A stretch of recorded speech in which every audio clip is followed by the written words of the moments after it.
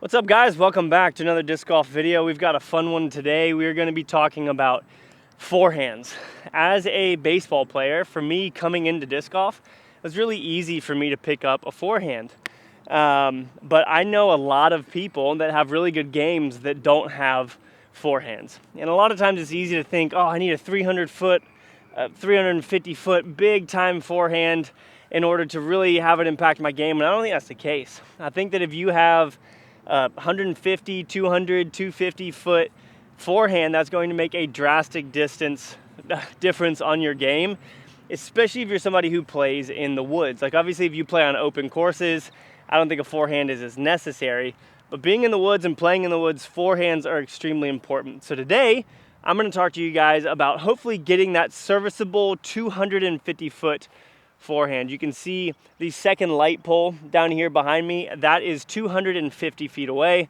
I'm going to show you guys some tips to get there in hopefully an easier fashion than you would think. And obviously we're starting from the bottom for a lot of you to where you don't even have a forehand, or maybe you have a 150 foot forehand or something like that. So we're going to talk through a couple of things I think are really going to help you guys improve your forehand and therefore improve your game. All right, now one of the first tips that I would say when it comes to throwing forehands, especially in that 250 to even 300 foot range, is going to be disc selection. It's incredibly important to choose the correct disc for you being a beginner forehand thrower, and even not really a beginner forehand thrower, but just somebody who wants to throw forehands. And that is throwing something that is neutral or understable.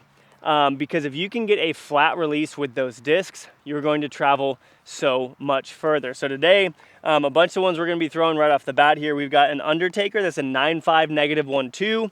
We've got the Cicada and the Crave, both of which are -1.1s. And then I have an F7 as well. So choosing a disc that is in that -2, 1 or -1 sort of area, I think is going to make a big difference for you.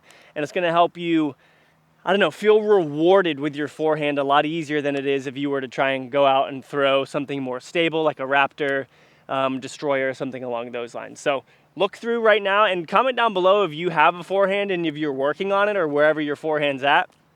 Let me know some of the distances that you guys can throw and then what your best distance thrower is, because today we're going to start off with trying to hit this 250 mark and teach you guys to do the same.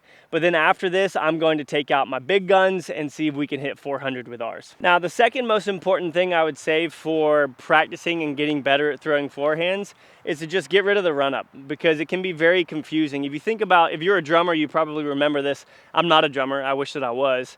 But learning how to kick the bass drum on its own beat and then also do the rest of the drumming on different beats is something that like takes a long time for the mind to grasp. Some people naturally do it, but if I were to try, it'd be very difficult. And so when you're stepping into something new like a forehand, you don't want to have your mind think about the run up, where you're planting your foot, your wrist, your arm, all this kind of stuff. So the biggest thing I would say is come up to your lie and get in a straight line with your target. This is going to be a little bit different than backhand, because obviously backhand, you step across and you pull through. With forehands, you're always looking at your target and your legs are pretty much in that straight line towards where you're aiming. So I want you to get in a nice athletic stance that's preparing you to throw. Bend down on that back knee. I tend to keep my front knee a little bit higher, and I get back in this almost surfing position, if you will. And then we're gonna take this F7, and I'm kind of on my toe in the back as well. I don't know if you guys can see that, but kind of on my toe, and just again in that balanced athletic position. And we're gonna actually take the Undertaker first here, and I'm just gonna throw this thing flat right at it, standstill, with just a little flick of the wrist to give you guys a little taste. This is 250 again, standstill right here. And that's gonna go right past it to, is it past? No, that looks like it's about 250 exactly. So you guys saw that that was fairly effortless for me. Now, obviously some of that comes from my background in baseball and playing disc golf for as long as I did, or for as long as I have. But a bunch of it is the neutral disc that allows me to just be super casual with the throw. Like if you think about playing catch with people, a lot of times when you're just like hanging out and you're super casual, you throw better and you're like, man, why can't I do that when I'm actually out on the course? Throwing more understable discs allows you to slow down and be a lot more casual with your throw. Now, alongside with the standing still, I really want you guys to pay attention to the rocking as well. So we're back on this foot. As we pull our arm back, we kind of rock back into that position. So as you get that foot planted and be standing here ready to throw, you kind of rock back as you pull this back, and you're just moving along with your weight here. So get your forehand where you want it, and then rock back, kind of lock in there, and your arm's gonna brace at the same time as your leg is, and then you kind of move forward from there. And besides the whole arm and bracing of the legs and the rocking, the biggest thing is obviously gonna be the grip. When I first started playing disc golf, I threw one finger like Andrew Marweed, did that for a very long time. And as I started wanting to get more distance and all that kind of stuff, I switched over to the two finger. If you're someone who throws one finger and you're not a pro, who freaking cares if other people throw two fingers? If you throw one and you have a serviceable forehand, then there is no need to like move up to two fingers. There are pros that use one finger. So whatever's comfortable for you in that regard. But if you're just kind of starting off, I'd say two fingers is the way to go. And you really want to work on just this wrist action. So if you can get your arm flat like this and just kind of do this motion for a little bit, that's going to get you used to the release. Like I'm locking my arm here and I'm just moving my wrist and getting used to the release to where it forces out. You're not really letting a forehand go. It's going to force itself out. And when you're holding it, your thumb is going to be pretty much above your other fingers, just like it is with a backhand, how your thumb is keeping that pressure. And when you have that in there and that pressure activated on the disc, that's what's gonna make it rip out of your hand. So you kind of stop your forehand right there. Like you rarely see people follow through with forehands like a tennis racket or anything. It's typically just a little whoop, and then that jerking forward and stopping of the wrist is what's gonna make the disc pull out and push. So let's get a couple of throws in here with these neutral fairway drivers. Again, this is an F7. I'm gonna throw this flat with some good flick right at that light pole. And sometimes I'll put my hand out forward too, like I'm posing for the Heisman or whatever. You don't have to do that, you can keep it stationary. It's just kind of a natural thing for me. So you see that one turn a little bit left, make its way down. That's actually passed by about 10 feet or so. We'll take the cicada, gonna throw this one flat right at it. Again, not really doing anything crazy here, not using too much of my body, not really putting any power or muscle into this. Like forehands at this distance aren't a muscle thing or a strength thing. So much of it's just form and then getting that snap. Let's do it again here. Pulling back just a little bit behind us. I threw that one on hyzer. Still pushing. That's still gonna get out to that 250 foot mark. Now I'll give this one just a little bit of ante because we're not throwing too hard. All right, the light pole, I gave that more than just a little bit of ante, and a headwind picked up. But still, y'all can see, it's the backwards action of jumping back into it in that standstill position and then rocking forward and just following through. And a lot of times what you'll want to do is just kind of get used to that motion. And you can have a disc in your hand and just let it like roll off of one finger. So if you can have it roll off of your pointer finger like this, then that's gonna really help you. Like just try and throw it like 10 feet straight, like that. I just hit the camera. And like do that a couple of times, kind of get used to this rock back throw. And we'll go grab those and throw a couple more, and then let's see if we can get some big distance. So one thing that I wanna show y'all is with more stable discs, we've got an Onyx and we've got an Athena here. I'm gonna throw these the same as I was throwing those other discs, okay? So nice little rock back, and then throw it right there, and you'll see that it's gonna dump out and not go as far. And again, that's with the stability of it. Having that more negative, neutral kind of feel is gonna allow you to get more distance with ease, and it's gonna bring less variables into it because you're not really trying to throw at any angles. You're just trying to understand the way that the disc flies. And a -1-1 or -2-1, if you throw it flat, typically it'll travel 30 feet to the left and then back to that middle aim point. So if I were to throw this onyx like that, I'd have to give it some anhyzer if I want to get to that pole, and I also have to give it some more power. It's still gonna make it down there, but that was more of a technical shot in regards to my angle control, not turning it over too much, and all that kind of stuff. So starting off neutral is definitely the way to go. All right, now I moved us back to 300 feet. Again, just to show you that like it's possible with standstill, okay? You don't have to take these big strides or anything to get distance. Now again, I'm not saying that if you do standstill, you'll be able to throw at 300 feet.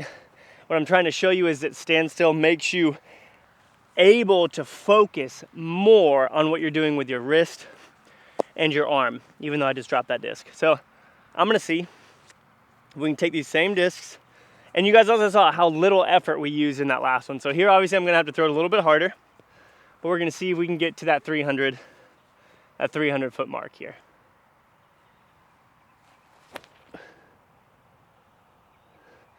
So threw that one a little bit harder, obviously, with my arm. That looks like that's about 290, maybe. We'll take the cicada here, and because we are going a further distance here, I am throwing it harder, but I am still gonna give it a little bit of angle and maybe a little bit more height.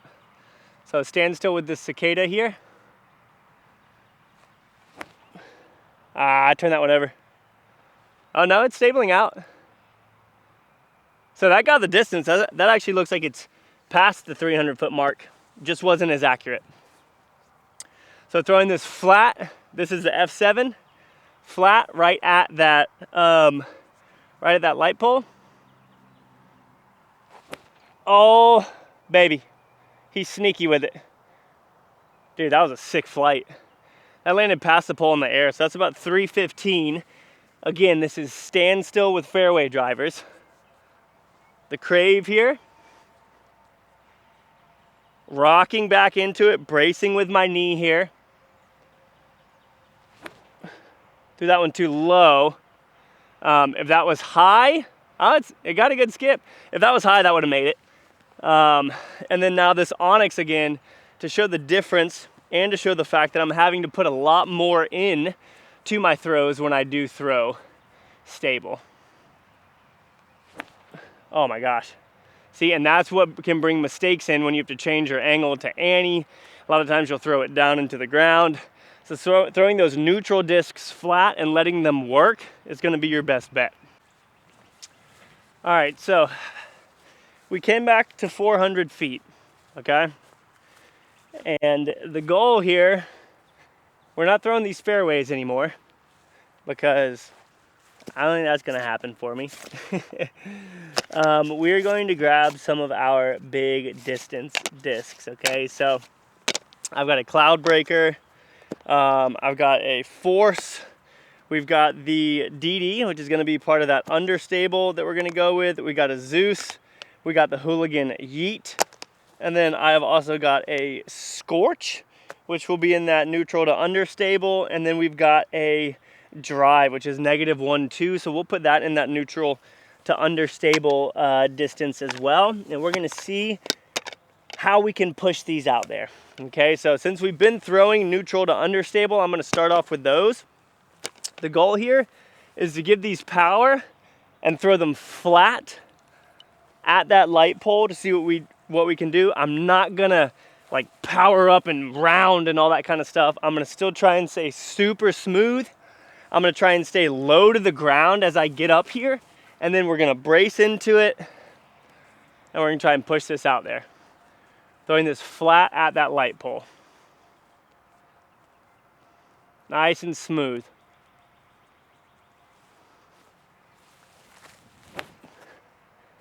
Wasn't really flat. I think I gave that a little bit of Annie. That's pushing. That's, I don't know, maybe 350 or so. Honestly, I don't think that it's much further than that. That wasn't an 11 speed though. I don't know what the Scorch is, but I know that it's like a -2.2. So I'm gonna try and throw this one actually flat at it. This is my first throw with this disc. We're gonna see what type of distance we can get with this.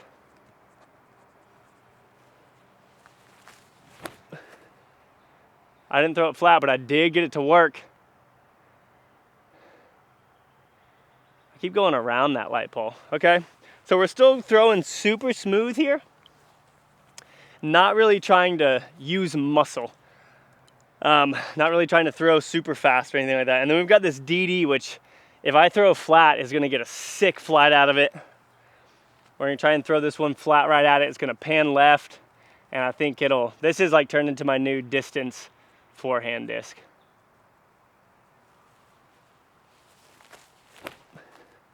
Oh, baby, that's it. That's gotta be it, right? Like, no shot, it's not. I think it's about 20 short. I think that's about 380. Now let's try some of these big boys that we can really power into. Never thrown a cloud breaker before. I think it's fitting to throw it as a forehand first.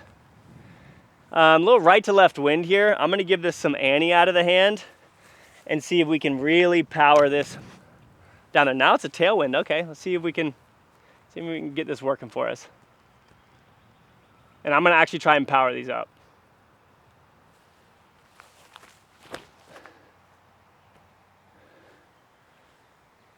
That's gotta be it, yeah? No, that's short too. All right, now I threw the Zeus like a freaking beast the other day. I threw it flat and it went dead straight, but I want this to get a little bit of work out of it, so we're gonna try and give it a little bit of ante. Now it's switched to a headwind. The wind out here is crazy right now.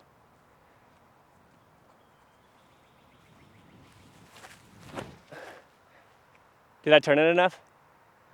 I did, but like, that went like 350, dude. That headwind saw the face of it and was like, nope. That was ridiculous.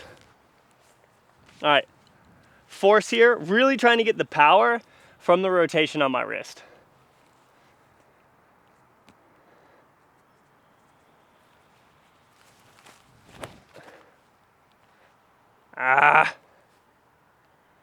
See, I mean, I can throw a fairway that far. So I think you guys will find this interesting. This Undertaker 9.5 -1.2, I threw further than the 12.5 -1.3, the Yeet. Threw it further than the Force. Threw it further than the Zeus. It is a slower speed disc, and I'm not throwing as hard or as fast as I used to. I haven't done power forehands in like a really long time. So you need to, I don't know if this is your case, but get over yourself. You don't all have to be throwing distance drivers, okay? Because the goal isn't to throw the coolest distance driver, blah, blah, blah, highest speed, oh, look at me. It's to get the best score and to throw the best shot. And I just achieved the better shot with an Undertaker there, and that's pretty freaking crazy. Yo, what the heck am I supposed to do about this, man? All right, y'all, so I went to the other side of the field because that headwind was really annoying me. So we're gonna take these discs and we're gonna see if we can hit those porta potties. Those porta potties are 400 feet away. However, I'm gonna start off by throwing the neutral fairways, so like this Undertaker here, just to show you guys the distance drivers aren't necessary for everybody, okay? So we're gonna throw this Undertaker nice and flat right at those porta potties.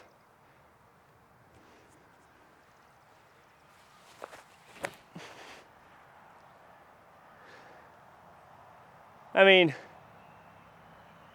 that's probably an easy 325, maybe 330. And then now let's go with the understable distance drivers. We've got the drive, the scorch, and the DD. I'm trying to hit those porta potties with this DD. Don't freak out, just throw it normal, dude. Oh, that might be it. Oh, please. That's gotta be it, yeah? It's in the road. That's further than 400. Yeah. So one of the biggest takeaways I want you guys to have when it comes to throwing forehands is like, throwing 400 feet forehands is so unnecessary if you're not on the pro tour. Like, it's not gonna give you that much, at least in my experience. And so getting out of here and ripping these is fun, but it doesn't really get you anywhere. And as you guys saw, many of those distance drivers were easily outdriven by that Undertaker. Like ridiculous. Neutral fairway drivers is the way to go for distance for people who can't really throw forehand. So I never thought I'd do a video where the porta potty was the focus, but the front of this porta potty was 400 feet from back there, and our DD right here is about 10 feet past. So 410 with this thing, really nice. Really, really nice. That's probably my furthest forehand ever, honestly. So I hope you guys learned a little bit about throwing forehands today. I don't think that it's that difficult to throw 250, but again, I've played baseball for a really long time, so I get it. Disc selection, standstill, and understable, so important to get that easy, effortless distance that doesn't like require too much power or form. Hope you guys got a little bit from this video. See you on the next one. Peace out.